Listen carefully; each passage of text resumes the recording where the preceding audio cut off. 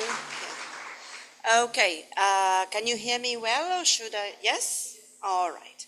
Well, thank you for the introduction, and here we go. I have to tell you something before I start. This was originally meant for a 3-minute presentation back in Edinburgh, and now I had to extend it to 20. I may finish before the 20 minutes, and everyone will be very happy, right? Okay, this is the title of my presentation, Exploratory Action Research, Professional Development and Mentoring Beyond ELT. First of all, I'd like to ask you if you are acquainted with action research. Put up your hands if you're acquainted.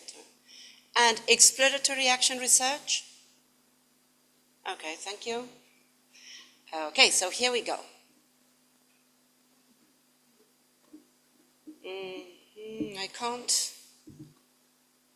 I can't make it go to the next slide, neither with a key.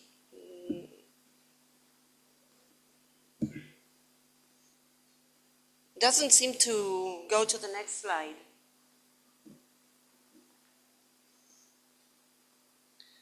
I can't with this one. It was just that.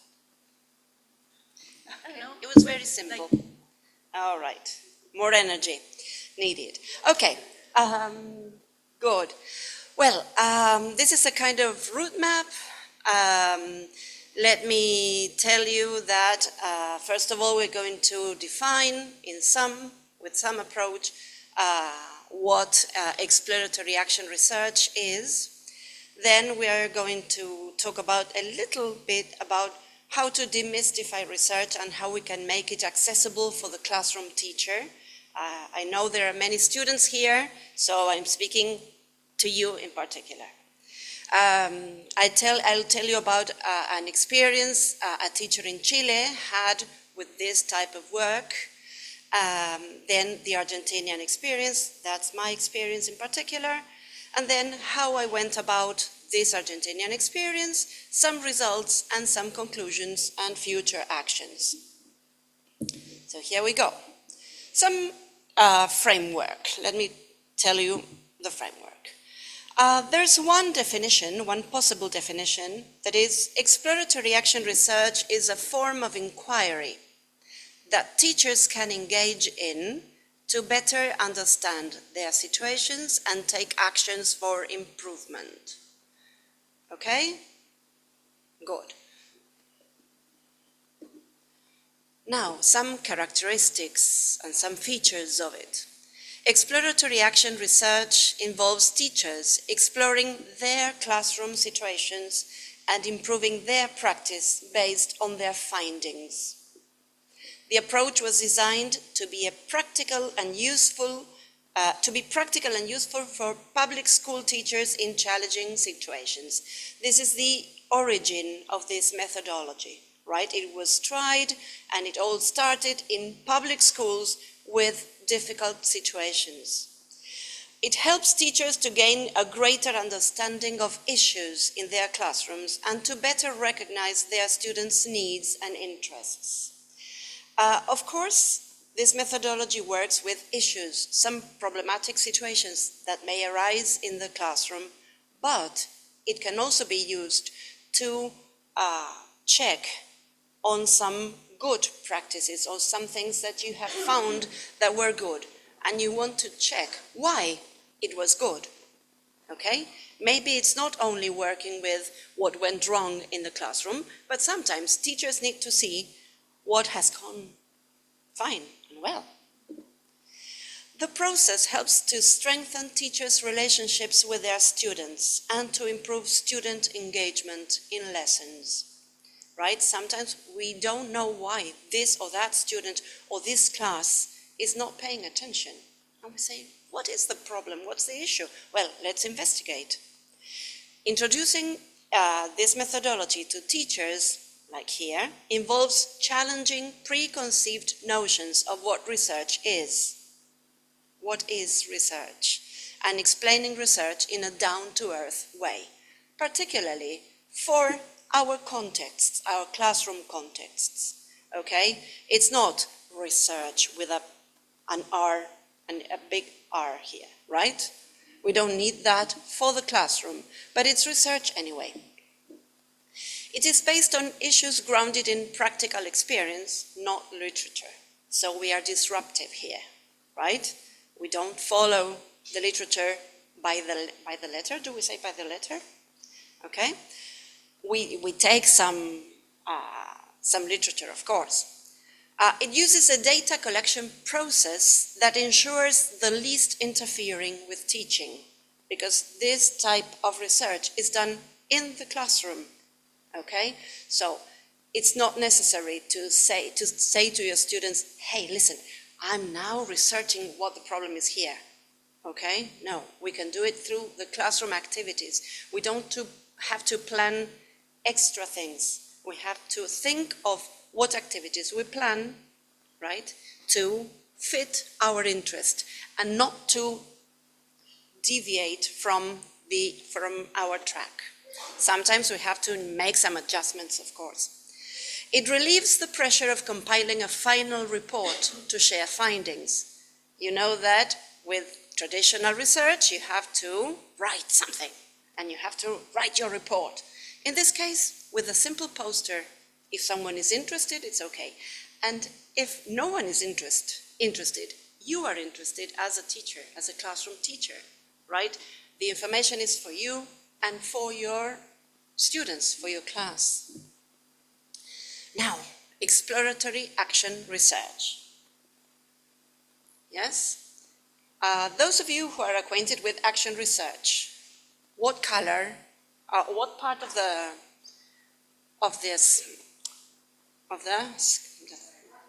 graph or the graphic are you acquainted with? The blue one or the green one? The blue one is the one everyone knows, okay? The most popular one.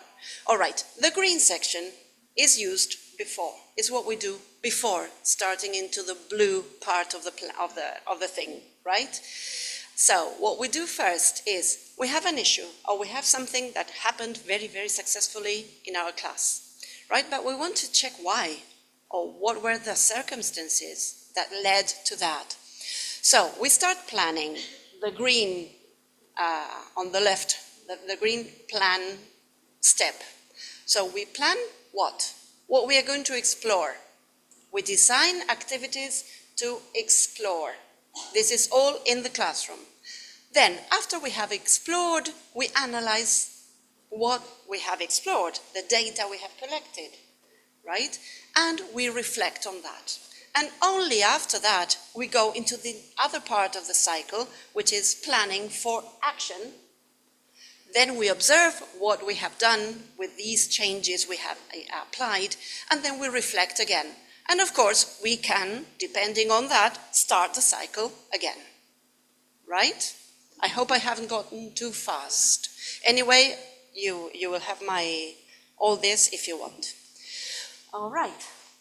This is one of the most important, it's the basic information you need to have, which is the Handbook for Exploratory Action Research. This handbook, is free. You can get it in the British Council page, or you can just Google it and you can download it for free, right? It's a handbook, un manualito, very friendly one, right? Eugenia has been with us. Yes. It's a simple model of exploratory action research for teachers. It's not for the doctorate candidate. If they want, of course, they can look at it. It has step-by-step explanations. There are basic research techniques. There's a variety of examples, and there are practical activities. It's like a recipe, but it's open to adaptations, of course, right? Good. So if you want to start, or if you're curious, just look at this. It's free for everyone to access, right? Handbook for Exploratory Action Research. Okay, good. Right. We have more or less defined what exploratory action research is. We have said, and I'm convinced at least, that it contributes to teachers' professional development, and you will see why, how in a couple of minutes. And but the thing is, remember the name of the presentation? Beyond ELT? Because this originated for teachers of English, okay? It was originated in Chile, then it was tested in Peru, in Mexico, twice. There are publications on it, teachers' accounts on this. But what about doing it beyond ELT? Sorry. And can you imagine in what areas I tried it?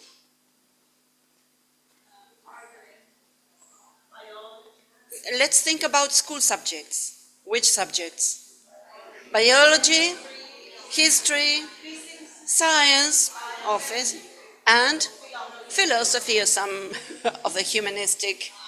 Okay. Now, we are coming to the Chilean experience. The important person here in the photo is not the big one where I am. The thing is that we got the screenshot wrong. The important one is Leila, my colleague from Chile, which is the one in the little photo. I interviewed Leila because I met her in an exploratory action research event in Lenguas Vivas back in 2017. But Leila had, or she had in fact, experience being a mentor, right? Who did she mentor? She mentored her fellow teachers at the school where she worked in Santiago, on the outskirts of Santiago. What did she do? She said, she thought, if this can be used successfully in English teaching or English learning environments, could we try it in other areas? And she said, okay, let's try it. Her school authorities allowed her to do that. So she tried the method with math, natural science, and history teachers, okay? The material was in English, of course. So she translated some of the sections, not the whole handbook, which, let me give you a spoiler, it will be translated into Spanish and it will be published for free, hopefully next year or in 2027. We don't know yet. So if you have colleagues in your schools or when you work in schools, you will be able to share the material with your colleagues from other subjects. And Leila said that the experience of using exploratory action research marked a before and an after for those teachers, right? So I said, okay, Leila did it in Chile. And I was really anxious to have a try with my colleagues at the school where I work. And she said, it's replicable. I don't know where the stress goes. It's a framework meant for teachers, no matter the subject or the language. So here is my dear Urquiza. It's a secondary public school in Flores, in Ciudad de Buenos Aires, where I worked for the last 20-something years with Lydia. And this is where my experience was carried out. So, can you see it better if I, okay. Well, the name of the school is Justo José de Urquiza. It's a public school. The experience was 2 years running, 2022 and 2023, with my colleagues, teachers of different subjects of the official school curriculum, and the format was workshop. This is the way I found within all the bureaucracy of working in a public school to share it with my colleagues. I have to, there you are. Well, the context. The teachers attended the workshop in voluntarily, all right? They were invited and they accepted. Not all of the teachers accepted, all right? But many of them did. And I said, I'm happy it's not a big group because this was had been my first experience.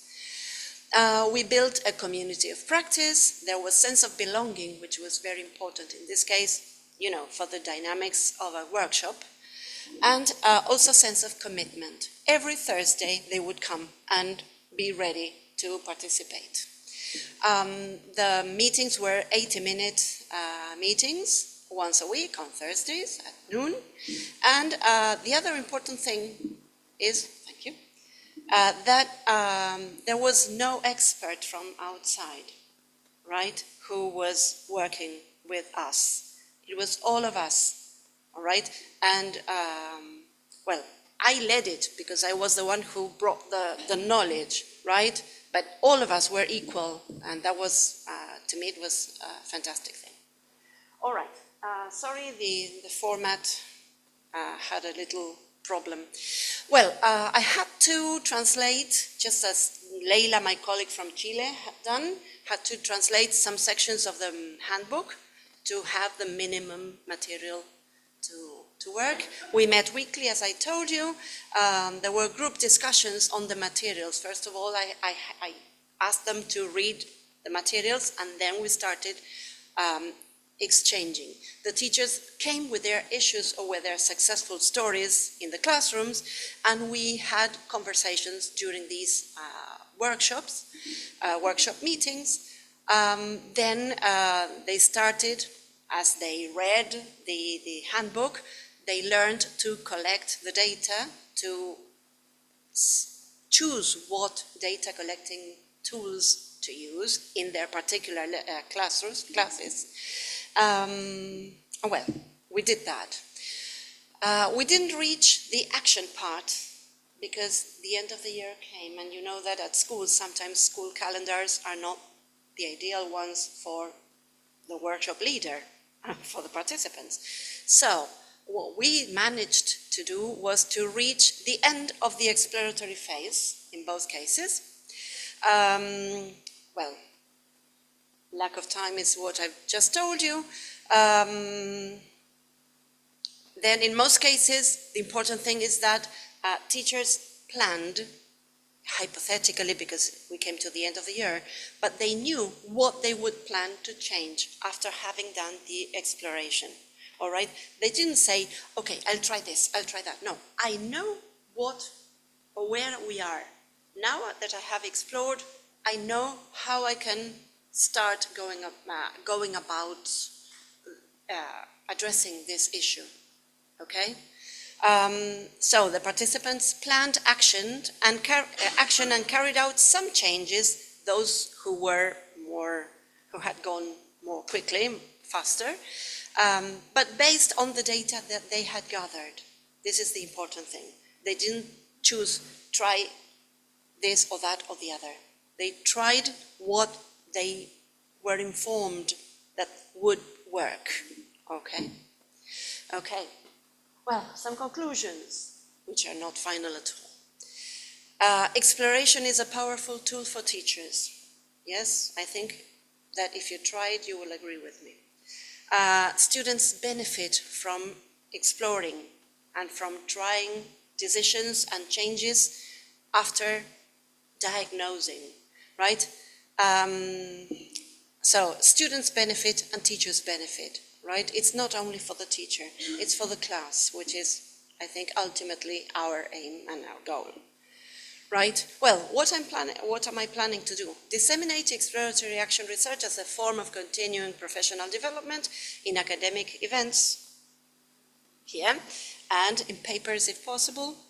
And also, this is a book on mentoring, but there are stories of teachers who became mentors. But there are other books in the bibliography and the references I'm going to share with you, which are stories of, not of mentoring, but stories of teachers doing exploratory action research in different contexts, from India to Latin America, everywhere in the world, right?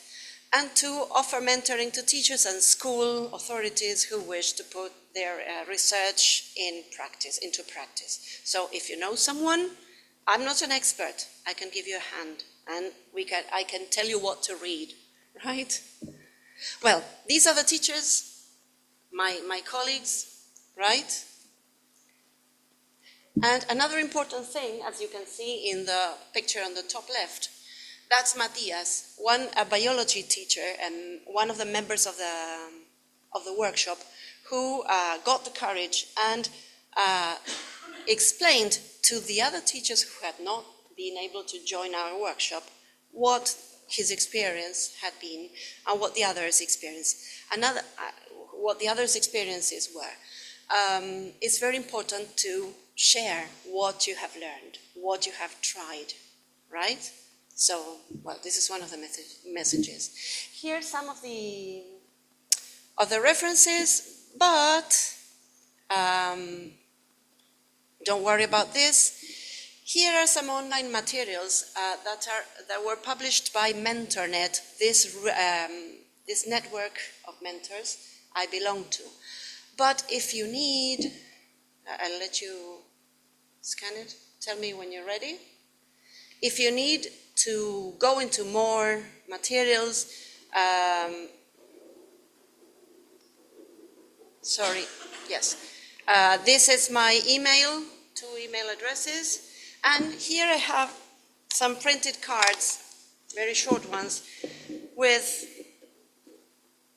a QR for you to scan. So if you want, I can share them with you and write to me. Because some of the references in the material you scan here don't have the links, and I have added them. Okay? So, well, that's all. Thank you.